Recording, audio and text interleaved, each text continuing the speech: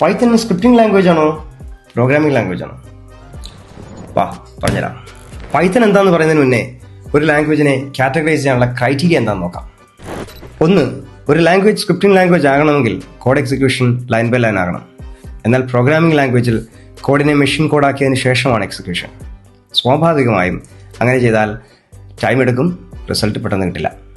എന്നാൽ scripting language ഇത് എളുപ്പത്തിലാക്കുന്നു. 2, automation of task. Scripting languages ചെറിയ റിപ്പീറ്റഡ് ടാസ്ക് ഓട്ടോമേറ്റ് ചെയ്യാനാണ് കൂടുതലും യൂസ് ചെയ്യുന്നത്. ബാഷ് സ്ക്രിപ്റ്റിംഗ് നല്ല എക്സാമ്പിളാണ്. 3, സിംപ്ലർ സിൻടാക്സ്. ചെറിയൊരു കാര്യം ചെയ്യാൻ കോംപ്ലക്സ് സിൻടാക്സിൻ്റെ ആവശ്യമില്ലല്ലോ.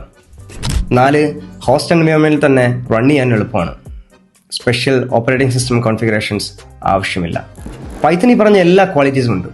പോരാത്തതിന് മെഷീൻ ബൈറ്റ് കോഡായി കമ്പൈൽ ചെയ്ത് ഉപയോഗിക്കാൻ പറ്റുന്നുണ്ട് പ്രോഗ്രാമിംഗ് ലാംഗ്വേജുമായി. എനിക്കതിൽ ഏറ്റവും ഇഷ്ടപ്പെട്ടത് അതിൻ്റെ റീഡബിലിറ്റി ആൻഡ് റാപ്പിഡിറ്റിയാണ്. അണ്ടർ പ്രഷറിൽ എത്ര പെട്ടെന്ന് ആ കോഡ് എക്സിക്യൂട്ട് ചെയ്യാൻ പറ്റുന്നത്.